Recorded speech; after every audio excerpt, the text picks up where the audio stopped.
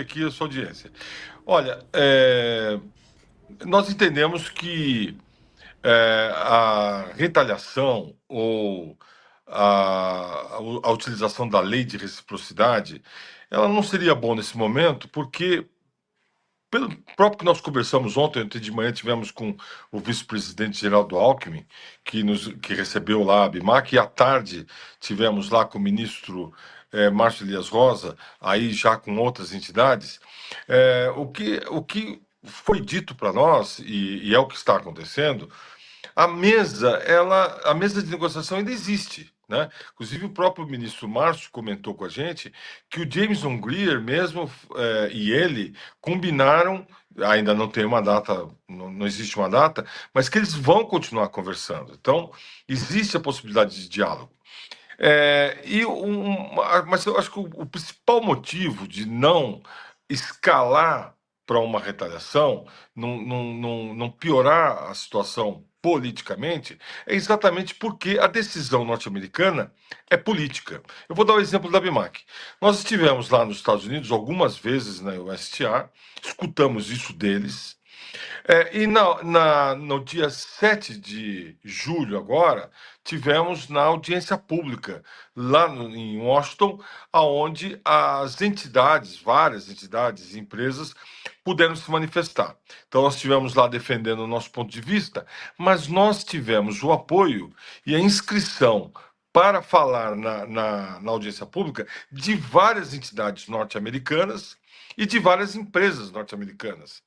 E praticamente não tivemos ninguém apoiando o tarifaço. Então, uma audiência pública é feita para ouvir a sociedade. E a sociedade americana que se manifestou contra o tarifaço. Os Estados Unidos aplicou da mesma forma a tarifa. Por isso que a gente entende que é uma tarifa política, é uma ação política dos Estados Unidos contra o Brasil. Aquelas alegações da seção 301, principal delas o PIX, coisa que os Estados Unidos não abriu mão até o final, são coisas políticas, não tem nada a ver com comércio isso, né? Então, o que, de uma forma pragmática, ajudaria uma retaliação? Não ajudaria em nada, simplesmente tirariam os dois lados da mesa de negociação e nós teríamos uma situação pior do que nós temos hoje.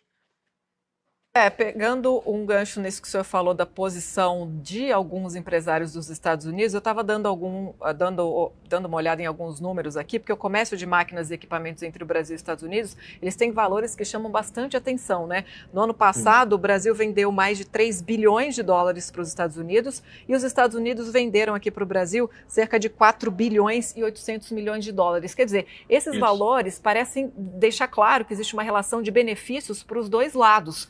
Quer dizer, a decisão pelo tarifaço pode ser um fator de incerteza para que as empresas que fazem parte desse setor, tanto lá quanto aqui, se prejudiquem? Sim, então, você mesmo falou aí agora, né? Tem mais de 1 bilhão de saldo positivo para os Estados Unidos. O que justifica esse tarifaço? Nada, né? Então, veja bem, só que antes do tarifaço, chegamos a exportar para os Estados Unidos 4 bilhões por ano. Né? Então, tivemos uma perda, com o tarifaço, uma perda importante.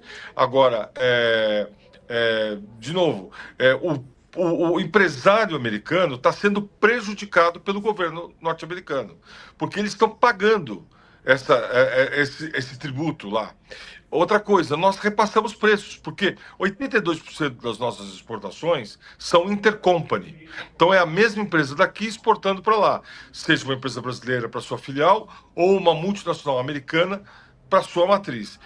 Como é intercompany, o custo, o aumento de custo de 50% ficou dentro da empresa, mas a empresa lá nos Estados Unidos repassou para o mercado. Né? E isso aí gerou inflação lá nos Estados Unidos. Tanto é que foram excetuados alguns produtos de bens de consumo, principalmente vindo do agro, porque estava afetando muito a inflação norte-americana. Então, quer dizer, se os Estados Unidos está sofrendo, o consumidor americano, inflação norte-americana, está sofrendo por causa do tarifaço, nós vamos querer fazer a mesma coisa aqui no Brasil, retaliando os Estados Unidos? Não, isso não faz sentido. O grande prejudicado é o consumidor consumidor norte-americano, e eu acho que nós... Agora, hoje, eu acredito que o presidente Lula hoje deixou bastante claro que nós não vamos retalhar e que nós não vamos sair da mesa de negociação, o que ele está correto no que ele afirmou. Senhor José, além desse impacto que o senhor trouxe aí, inicial, né, principal, queria que o senhor falasse sobre o que pode causar também na prática nos outros setores como um todo, né, na cadeia toda. Porque claro que aumenta custos, reduz competitividade, mas pode comprometer investimentos a longo prazo, afetar a eficiência das cadeias produtivas, quer dizer, pode ainda produzir efeitos que vão além dessa relação comercial bilateral do Brasil com os Estados Unidos? Primeira coisa que é afetada é investimento, né? O país que mais faz investimento externo direto no Brasil é os Estados Unidos. E o país onde as empresas brasileiras mais investem também é os Estados Unidos. Então, gera uma incerteza, né? Mesmo com a redução da tarifa, que foi considerada ilegal, aquela tarifa do ano passado, pela Suprema Corte norte-americana, desde fevereiro até agora, nós estávamos com uma tarifa de 10%. Mesmo com essa tarifa de 10%, imposta pela justiça norte-americana, os investimentos interromperam. Por quê? Porque os Estados Unidos hoje é um poço de insegurança para qualquer empresário, seja do Brasil, seja de qualquer outro país. Veja bem, ontem os Estados Unidos anunciou uma tarifa de 50% contra o Canadá, né? Que ninguém estava esperando. Agora, eles invocaram uma seção 338 de 1930 que nunca foi utilizada. Ou seja, um casuísmo para tarifar os Estados Unidos. Então, um governo que governa com casuísmos e deixa uma insegurança para os empresários, inibe investimentos. Então, a minha resposta para a sua pergunta, sim, vai haver inibimento de investimento, não só porque a tarifa é de 25%, porque quando estava em 10%, já estava inibido pela insegurança que o governo norte-americano coloca nas relações comerciais entre os países, não só com o Brasil. Na prática, como é que a gente pode tentar sair da melhor maneira dessa situação? Porque os Estados Unidos representam o principal mercado de exportação para o Brasil no setor, mas queria saber do senhor se existe algum mercado alternativo para onde o setor brasileiro possa se redirecionar. Olha, o setor de máquinas é um dos setores que mais exporta na indústria de transformação brasileira. Nós estamos agora analisando, de maio para trás, 12 meses, nós estamos exportando 14,5 bilhões de dólares de produtos de alta e alta média tecnologia. Então, é um número bastante importante. No ano passado, nós procuramos novos mercados, que isso é uma obrigação de fazer sempre, mas no ano passado nós aumentamos nossas exportações em 14%. Tivemos uma queda nos Estados Unidos de 11%, a gente esperava mais. Houve grande repasse de preço para os americanos, então o consumidor americano pagou essa conta. Então, quer dizer, na quantidade a queda foi maior do que 11, porque como nós aumentamos muito o preço e caiu 11 em valores exportados, em quantidades a queda foi um pouco maior.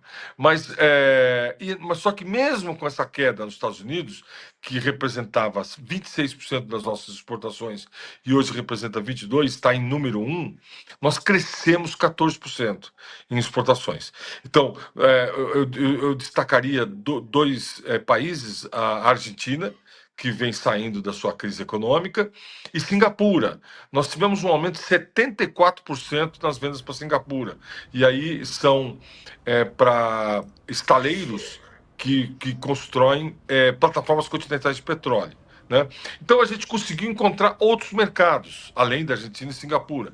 E crescemos bastante nas nossas exportações e estamos batendo recorde em exportação. Então esse trabalho vai continuar existindo. Abrir novos mercados, consolidar mercados existentes e também vendendo nos Estados Unidos, aumentando o preço. O aumento não vai ser tão grande como no ano passado, porque a tarifa é de 25 e não de 50, mas aumentando o preço e continuando vendendo nos Estados Unidos.